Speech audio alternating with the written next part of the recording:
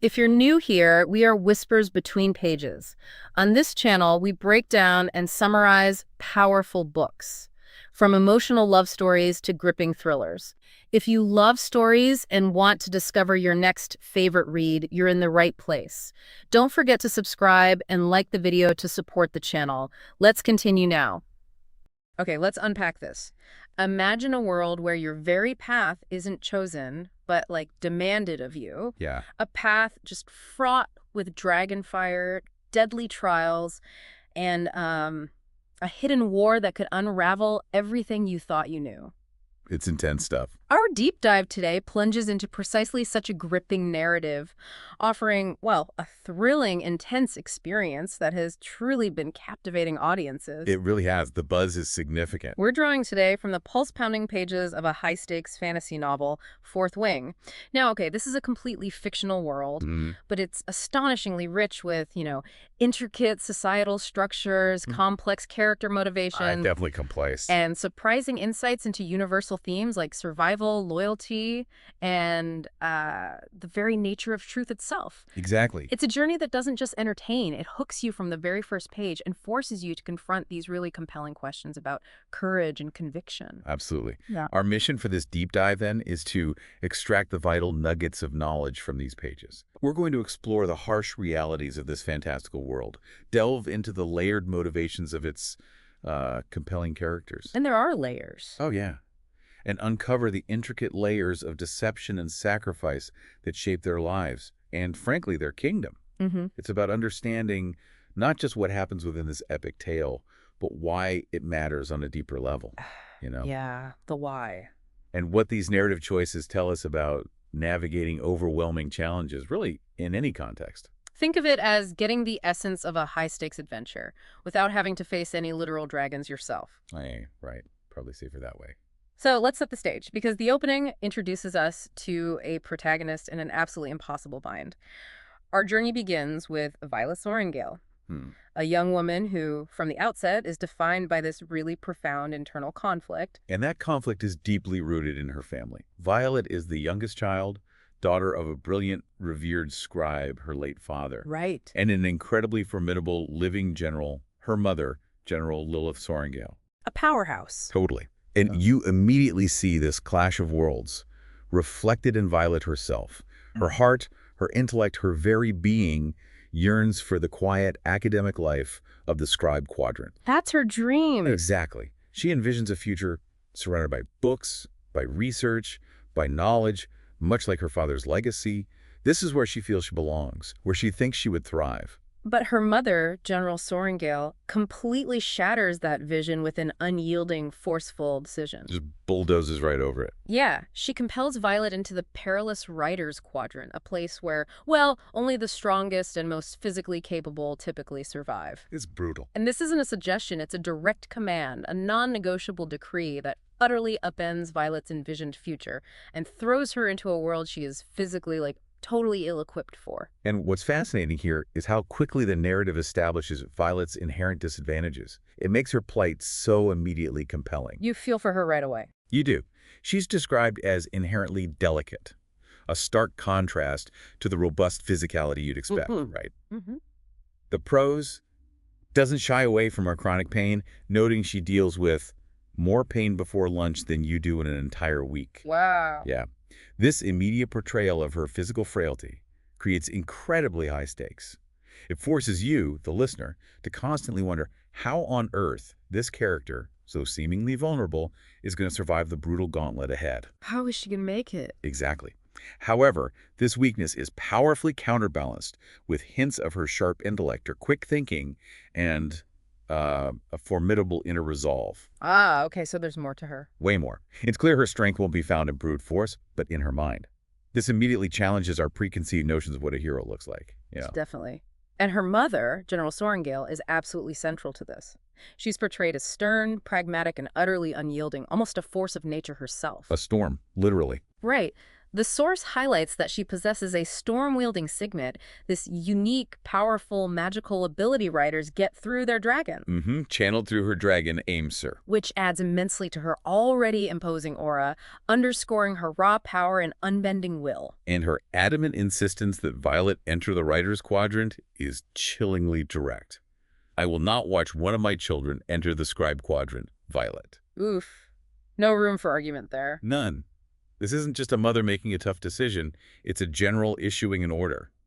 It raises immediate questions about her motives. Yeah, what's behind it? Is it family honor? Societal pressure in this militaristic nation? Or just the brutal values of this war-focused world.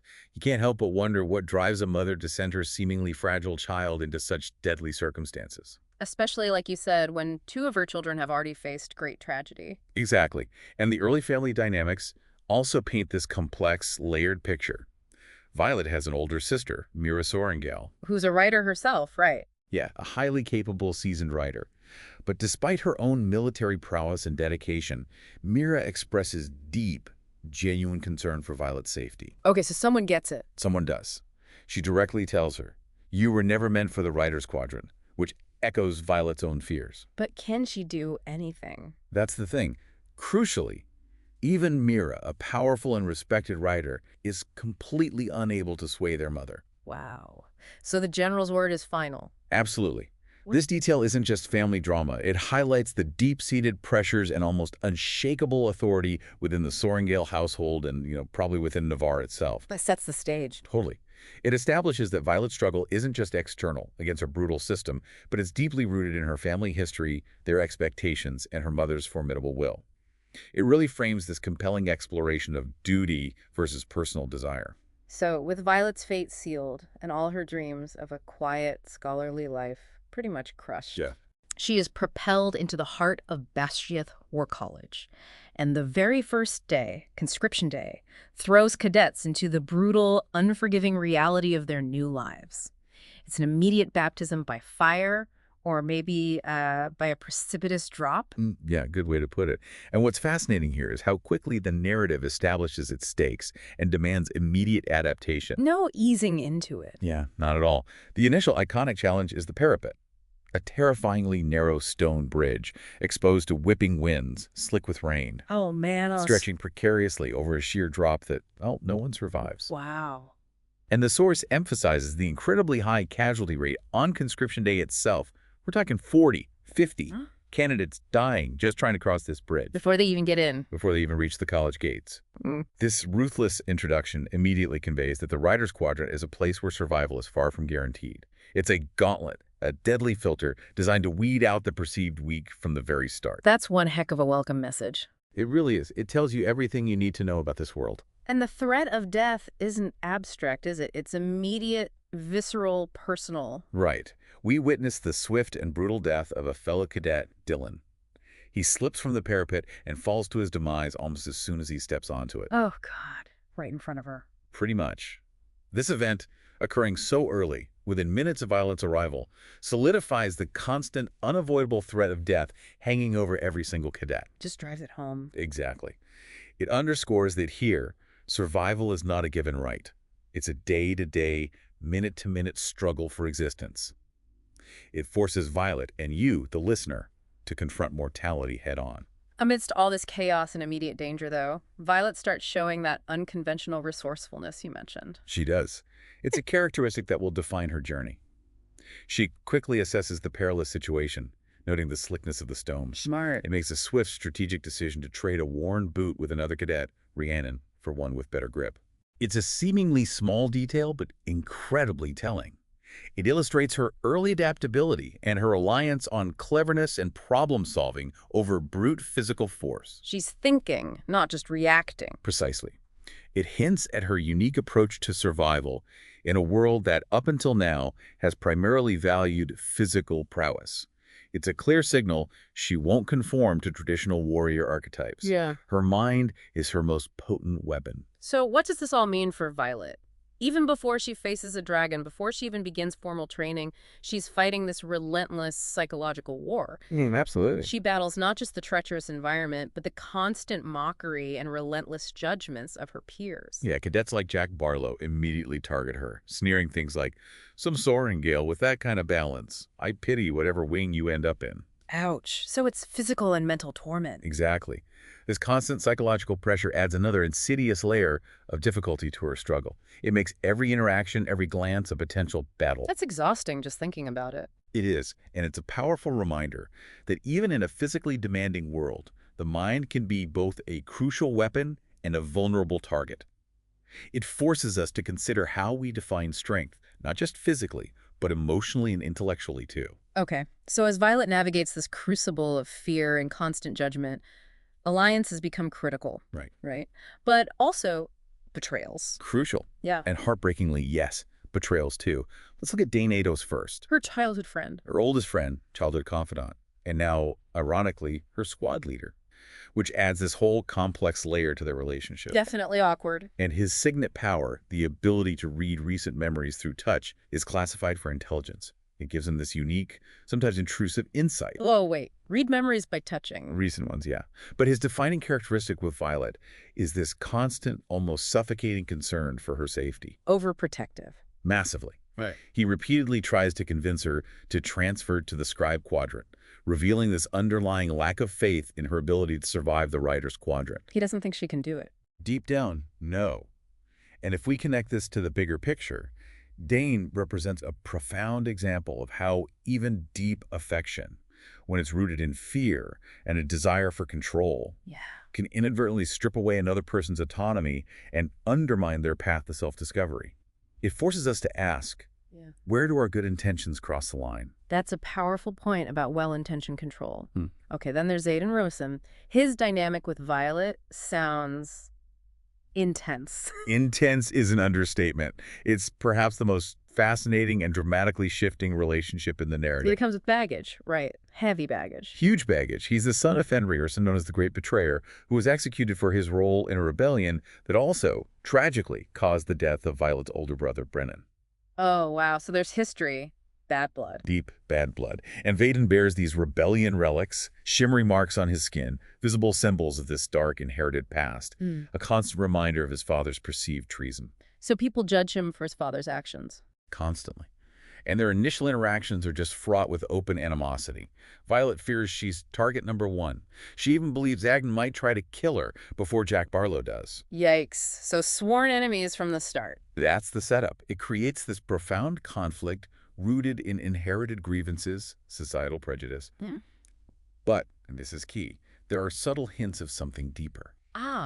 Or complicated. Far more complicated. A connection that beautifully unfolds over time. It's a masterclass in challenging first impressions and exploring those gray areas of morality. Okay, complex enemies. What about friends? You mentioned Rhiannon earlier. Yes, Rhiannon.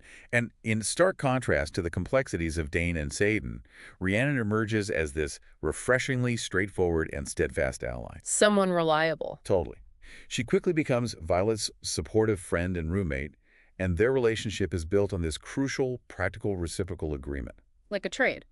Kind of. Rhiannon helps Violet with hand-to-hand combat, a major weakness for Violet, given her physical disadvantages. Right. While Violet, in turn, helps Rhiannon with history, where Violet's academic mind really shines. Playing to their strengths. Exactly. This practical symbiotic alliance isn't just a plot device. It emphasizes the vital importance of cooperation and mutual aid in this highly competitive, dangerous environment. Need friends to survive. Absolutely. It showcases that survival isn't always about individual strength, but about leveraging diverse strengths through collective support. It's a powerful statement about finding your chosen family, really. That makes sense. And speaking of advantages, Violet finds something else, right? Her brother's journal. She does. Adding another fascinating layer to her unconventional survival strategy, she discovers Brennan's journal, affectionately called the Book of Brennan. Not just a keepsake, then. Far from it. Yeah. It's filled with invaluable survival tips and tactical insights from her deceased brother. Oh. Crucially, it includes a key piece of information. Oh. That many of the so-called challenges are in fact predetermined to weed out the weakest. Whoa. Rigged. Pretty much. This hidden resource provides Violet with non-conventional, almost insider knowledge, It underscores the powerful idea that information, when wielded strategically, Can be a weapon. exactly, Yeah. perhaps even more effective than physical strength in certain situations. It's a lifeline from the past that directly impacts her chances of survival, empowering her against a system that seems designed for her to fail. Okay, so she's got brains, friends, and secret intel. But the training itself must be brutal. Oh, the rigors of training push Violet to her absolute limits. It highlights the brutal reality of the rider's quadrant, constantly. Like the sparring. Exactly. We see this vividly in a harrowing sparring scene where Imogen, the squad mate, delivers an almost bone-shattering attack on Violet's shoulder. Ouch. Seriously injured. Badly. Mm. This event not only showcases the relentless, often merciless nature of training where injury is constant, compassion is rare, but also powerfully highlights Violet's unwavering determination not to yield. She doesn't give up. Even in excruciating pain, this refusal to give up, even when physically outmatched and severely injured, speaks volumes about her formidable inner resolve. It signals her will to survive is exceptionally strong, the real testament to her character. So this injury lands her in the healer's quadrant. Naturally, a necessary but often chilling part of Basgath. There she's treated by Nolan, a rare mender. A mender? What's that? A mender possesses a unique healing signet. They can rapidly mend bones, heal severe injuries. Nolan has actually healed Violet before. Oh, really? So she has a history of getting hurt. Seems like it, yeah. Yeah. Which makes her presence in the Rider's Quadrant even more precarious. And here, Dane's protective instincts flare up again, big time. Trying to get her out again. Exactly, bordering on suffocating. He persistently tries to use Violet's injury as leverage for her transfer back to the Scribe Quadrant, What does he say? arguing, if she's injured this severely, surely we can see if the Scribes will take her as a late admission. It's only been a day. Totally. It underscores his deep-seated fear for her life and his overwhelming desire to extract her from the Rider's Quadrant at any cost. It shows a love that, while genuine, is tragically misguided and controlling. Let's trust her to handle it. Not fundamentally.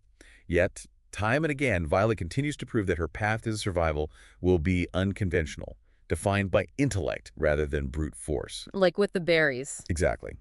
She demonstrates remarkable tactical cunning in a particularly memorable challenge, notably by using dried faunally berries, a poison she had resourcefully foraged and held onto, Sneaky. to temporarily incapacitate Jack Barlow, knowing his specific allergy. Huh.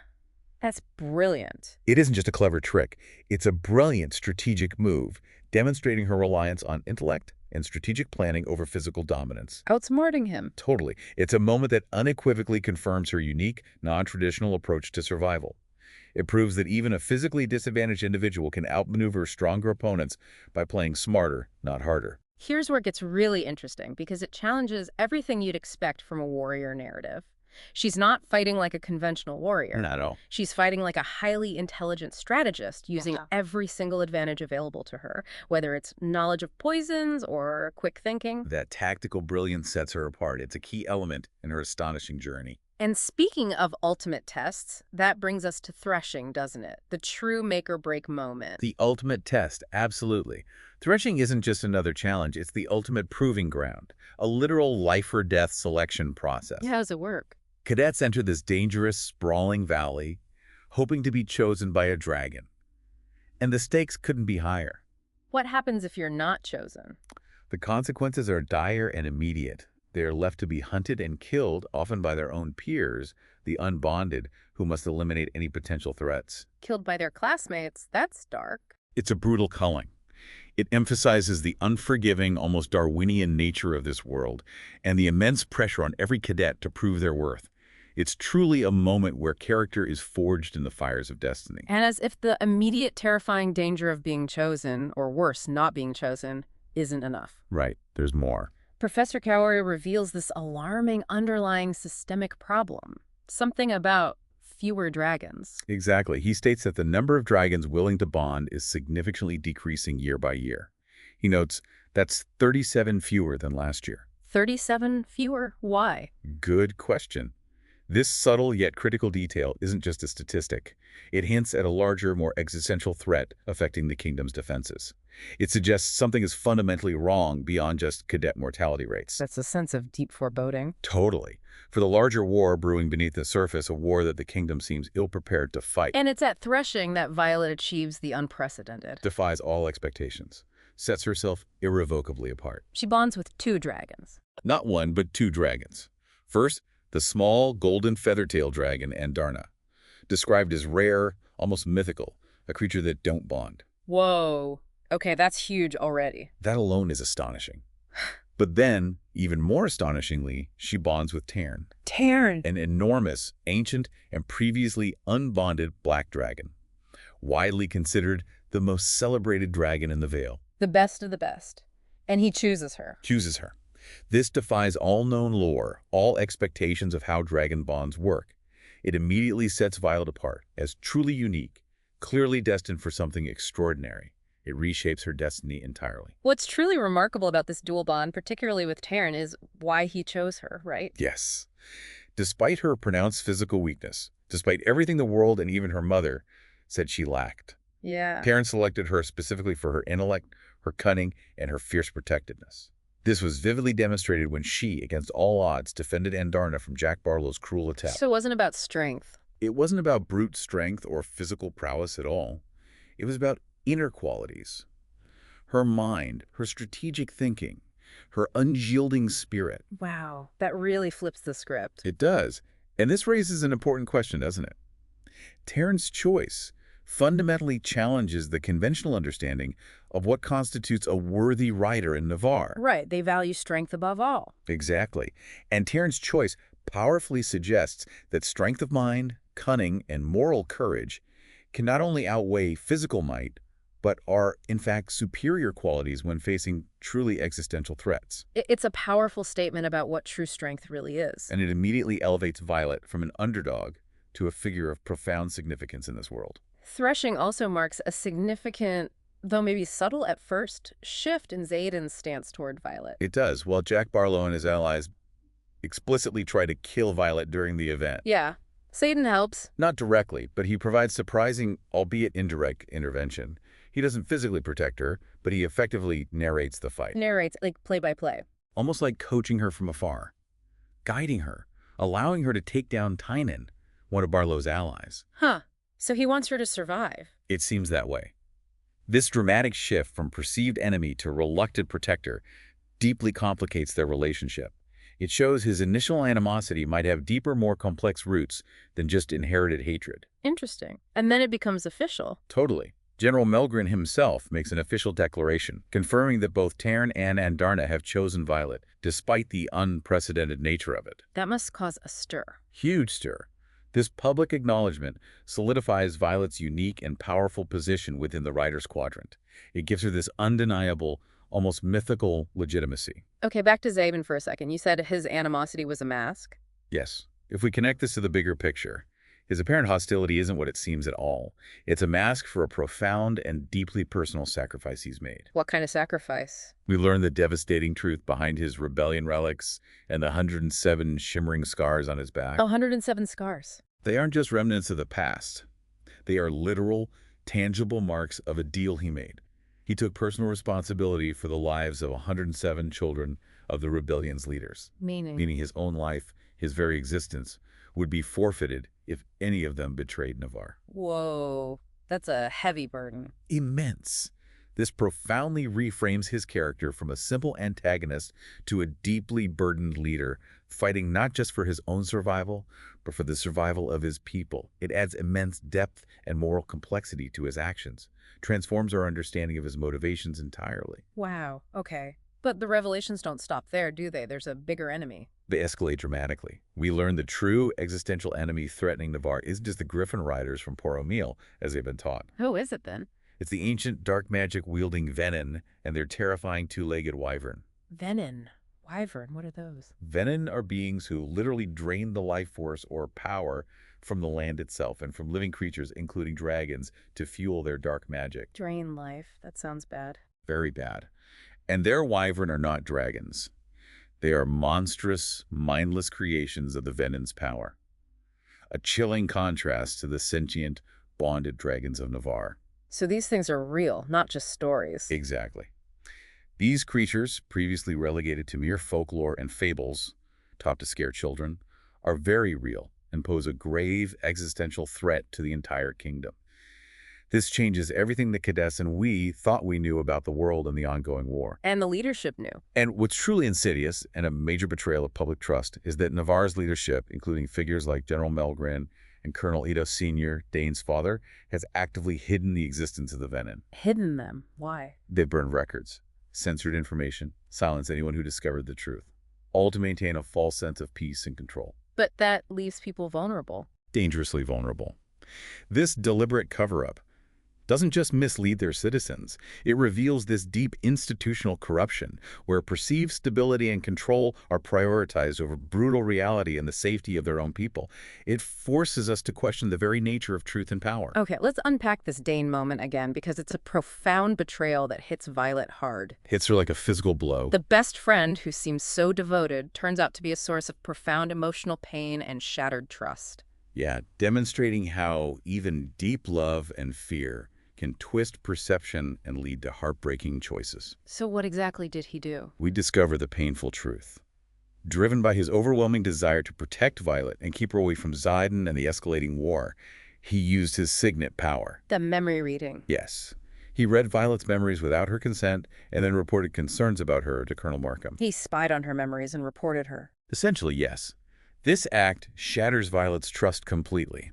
It highlights how even deeply caring actions can become destructive when they strip away another's agency and autonomy. Wow.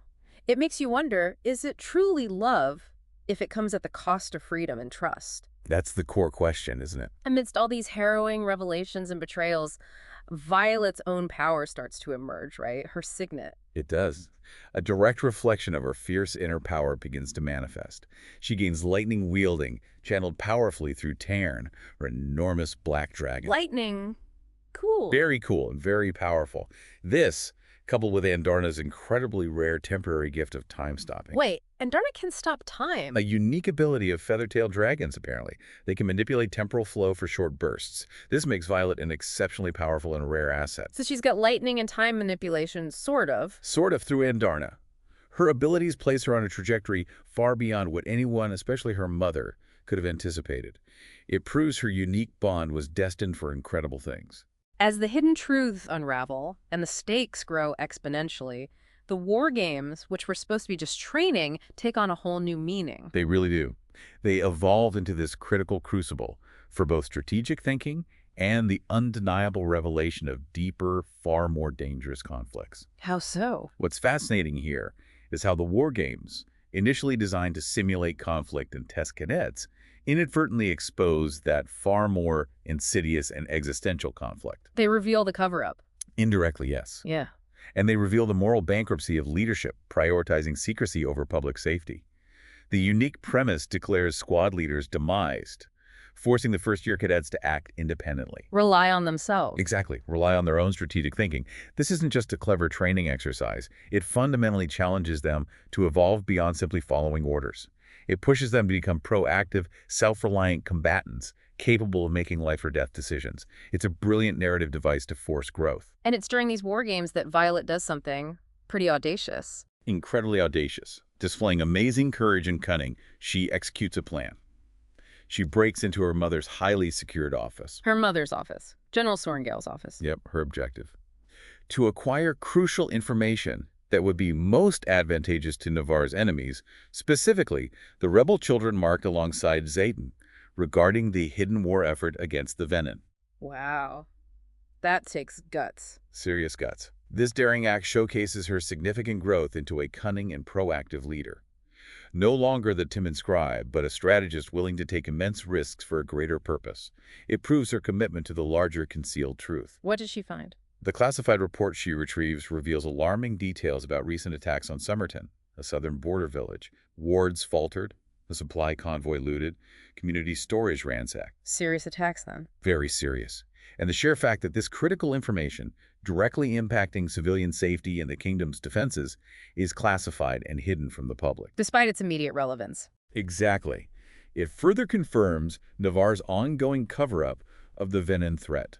It underscores the profound disconnect between the leadership's actions and the dire reality faced by their people. It shows a government willing to sacrifice its own citizens to maintain a false narrative of control. Okay, so this leads to the climax at Athabine. The climax of this section, yes, and a pivotal moment in the entire narrative. Yeah. Athabine isn't just another battle. It's a brutal confrontation that rips away all remaining illusions. How does it start? The initial arrival of Griffin Riders, seemingly the traditional enemy, is quickly overshadowed by the monstrous Venin and their terrifying wyvern appearing. Oh, God, they show up. They show up. This forces Adden to openly reveal the truth about the hidden war and Navarre's systematic deception to everyone present. He tells everyone. Has to. He confesses that his treason, his father's rebellion, is in fact an attempt to fight the true enemy, the Venin, who threaten all of Navarre. It's a moment of profound truth and exposure. But it comes at a cost, doesn't it? Someone dies. It does. This moment is deeply impactful, as the brutal personal cost of this hidden war becomes devastatingly clear with the tragic, heartbreaking death of Liam Mary. Oh no, Liam. Yeah. Liam, a loyal, marked rider and growing friend to Violet, falls protecting her from the Venin.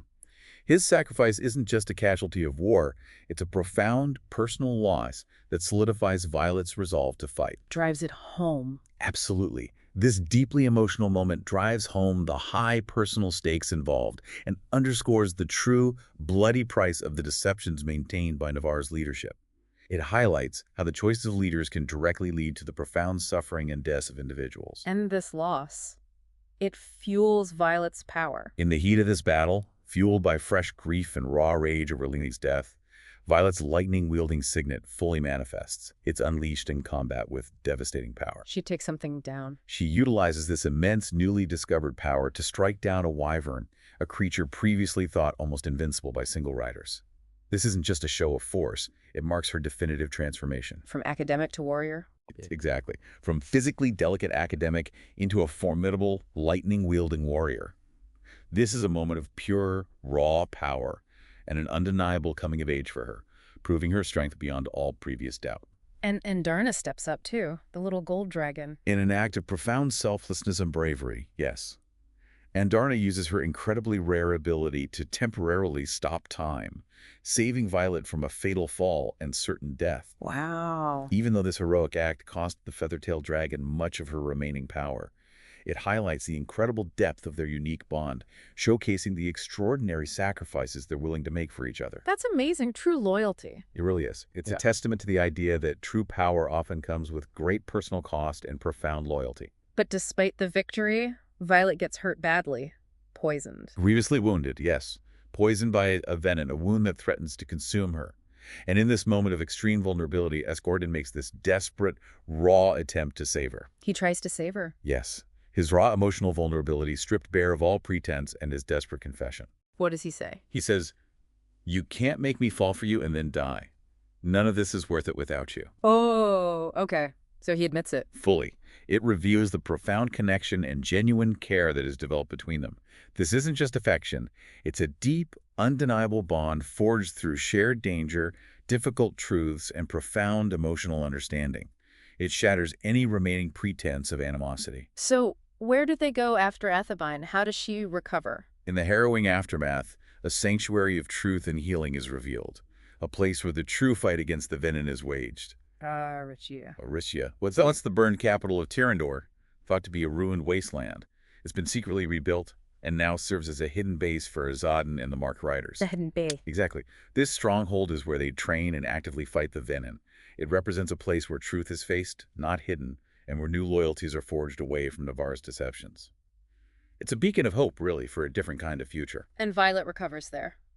From the poison. Her physical recovery is painful, arduous. It's symbolized by a thin silver scar that remains on her side, a permanent reminder of the true enemy she now faces and the cost of the hidden war. And emotionally, Liam's death must weigh heavily. Immensely. Her emotional journey is equally complex. She processes Liam's tragic death, confronts her own vulnerabilities, and solidifies her newfound strength and resolve to fight. This physical and emotional scarring marks a significant turning point. It shows her evolution into a true leader. Does she reconnect with her sister, Mira? Yes, a moment of profound reconciliation occurs. Mira reveals that she also knows about the venom threat, having discovered it independently. Mira knew too. Yes, and she expresses unwavering belief in Violet's inherent power and resilience, telling her, "You're not anything that needs to be fixed." That must mean a lot to Violet. Huge. This moment of familial honesty and profound support helps to heal old wounds. It reinforces the idea that even deeply ingrained beliefs and family loyalties can be shattered by truth, forging stronger bonds built on shared understanding, a common dangerous purpose. Okay, so she's healing, she has support. What about Saga's Zen? Things must be complicated. Extremely complicated. But perhaps one of the most powerful displays of Violet's hard-won agency and self-worth comes in her crucial confrontation with him. She confronts him about the secrets. About his secrets, about their rapidly developing relationship. She articulates her terms with undeniable strength and clarity. What does she tell him? She says, "You don't get to dictate how I feel. You might give the orders out there, but not in here. You don't get to tell me we can fuck, but I can't fall for you. That's not fair." Wow, setting boundaries. Absolutely. This powerful moment isn't just about a romantic relationship. It emphasizes her complete refusal to compromise her emotional integrity or her autonomy, even with someone she deeply desires and trusts. It cements her transformation into a woman who demands respect and honesty, regardless of the power dynamics. So they work through it, Yeah. or try to. They do. Despite the difficult revelations, the numerous secrets, the treacherous journey they've endured, their mutual admission of wanting each other is clear. And Exodon's deeply vulnerable confession of having wanted her from the first second I saw you reveals the complex, hard-won nature of their bond. It wasn't just animosity then. Never just that. It's a connection forged through shared danger, difficult truths, and profound emotional understanding. It signifies a relationship built on far more than just initial attraction. It's a bond that suggests true partnership is built on honesty, respect, and facing the world's challenges together. So what does this all mean for us, taking a step back from the dragon fire and the battlefields? Our deep dive into Fourth Wing truly unpacks some fascinating insights. It really does, into both its fantastical world and, more importantly, the universal human experience. First, the narrative powerfully highlights the power and peril of hidden truths. Oh, absolutely. It demonstrates how secrets, especially those maintained by powerful institutions like Navarre's leadership, can profoundly shape society, dictate individual destinies. And ultimately put everyone at greater risk. The deliberate cover-up of the venom threat is a stark, chilling reminder that ignorance is not always bliss. Often, it's deadly. Yeah, it reveals a fundamental ethical challenge in governance, doesn't it? Definitely. Second, the story brilliantly redefines strength and agency. Violet's entire journey teaches us that true strength isn't merely physical prowess or brute force. Which her world initially values above all else. Right. Instead, it encompasses adaptability, intellectual cunning, emotional resilience, and the fierce, unyielding will to survive and protect what truly matters. Her transformation redefines what it means to be a hero. Exactly. In a world that initially undervalued her for her perceived weaknesses, it pushes us to reconsider our own definitions of power and capability. Third, Fourth Wing delves deeply into the intricacies of trust and the shifting nature of loyalties. It shows us that trust is this fragile, hard-won commodity, often found in unexpected alliances like Violet's with Satan, the enemy's son, who becomes her most vital ally. And sometimes tragically broken by those closest to you, like Dane, her best friend. Right. The narrative makes it abundantly clear that loyalties are not always static, they are dynamic. They can pivot dramatically when characters are faced with a greater truth or a more existential threat, Forcing them to choose. forcing them to choose between old allegiances and new, more profound convictions.